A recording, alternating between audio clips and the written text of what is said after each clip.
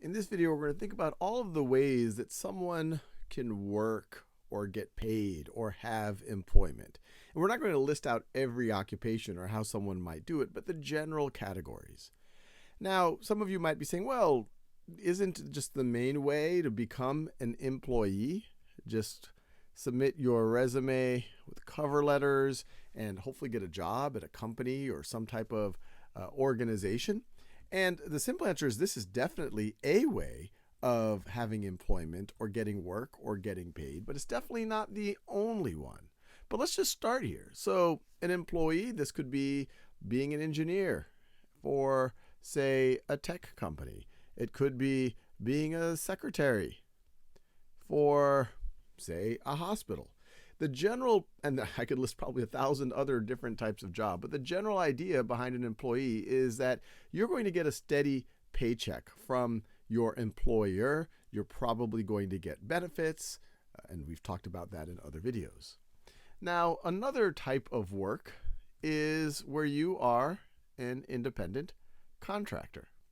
One way to think about this is you're not just going to work for one organization. You are working essentially for yourself, and then you would contract to do things for other people or other organizations. For example, you might be an individual or an independent contractor as a lawyer. Now, that's not the only way to be a lawyer. You could also be a lawyer as an employee if you work for a big law firm. You could be an independent contractor as let's say a builder, a home builder, where you work with your clients to build a house and then you move on to another client. And you could have multiple clients at the same time. The clients are not your employer. And I could keep listing things.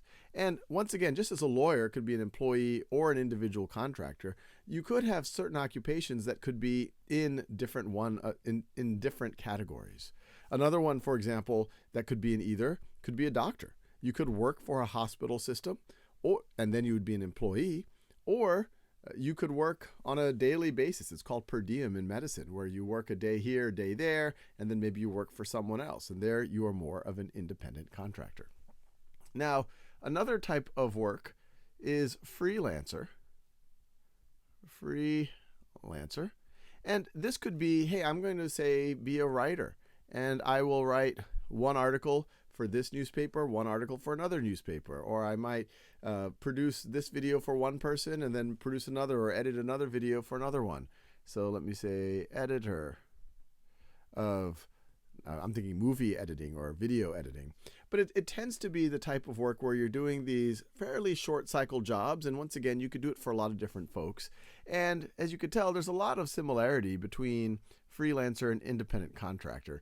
Generally speaking, a freelancer is really moving between jobs pretty quickly. They might be doing one job and then 5 minutes later, they're working on another one, while an independent contractor might not have quite as many jobs or is not moving quite as rapidly between them. But there is a blurry line between the two.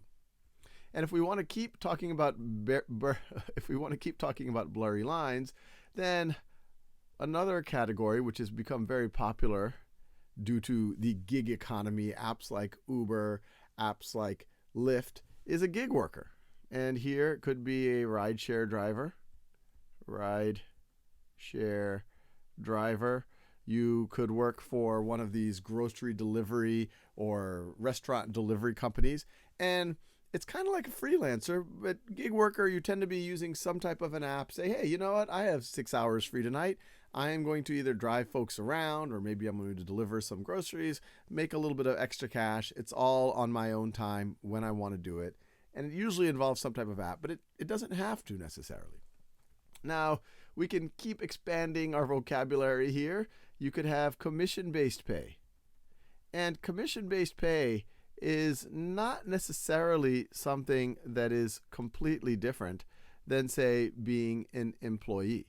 For example, commission-based pay, you could be a salesperson of some kind. Let's say you're a salesperson at a car dealership. It's very likely that you are going to be an employee of the car dealership, but every car you sell, you're going to get an extra commission. They want to create an incentive for you to be out there and selling cars. You could be a realtor, a real estate agent. where maybe you could be working independently and only making commissions, or you might work for a company. And in that situation, they'll probably pay you some base salary and give you some benefits. But then a lot of your salary, or a lot of your compensation, I should say, is going to come from how many houses you buy or sell or rent out or manage. And then you're going to get a commission based on that. Now, similar, well, maybe not so similar because this tends to be on a much smaller scale, is tips-based. Tips-based pay. And the most common version of tips-based pay is being, say, being part of the wait staff at a restaurant, where you might get some type of a salary. The restaurant will hire you, but a lot of your compensation might just be that 15, 18, 20% that people give you at the end of the meal, either that you're keeping yourself or that you might have to share with the rest of the staff. You might be working at a hotel where if you carry someone's baggage, they might give you a tip. So all of that is another form of compensation. Once again, not all of these have to be exclusive from each other. There might sometimes be combinations of them. And related to tips-based pay, you could think about cash-based pay. Cash-based. This tends to usually be smaller jobs, a little less formal, like being a babysitter, or maybe if you're just walking dogs for folks in the neighborhood, they might just pay you $20 when you do that work. And if you really think about it, tips can also be a form of cash-based pay, but it's more, tips are based on what someone wants to pay you, while cash-based pay is like, hey, I'm charging you $20 for me to do the following thing, and then someone is paying you. And then the last category, which is I think a great category to be in if you could have it, is your, let's just call it passive income. Passive income. What does that mean? Well, all of these other things are active. You have to do something in order to get that money. Passive income, you just sit there and somehow money comes to you. And usually that's because of some investments that you have of some kind. Maybe you have some real estate that you are renting out. Maybe you have money put in the stock market and it pays you dividends and it's also growing in value. Maybe you have bought some bonds and once again, it's giving you coupons, which are payments, and that allows you to live off of it. As you might have sometimes heard is, a lot of us work for a living, but if you are able to put up enough money aside, you can, instead of working for your money could work for you. And so passive income is a great place to be if you can save enough and have a large enough of an investment portfolio.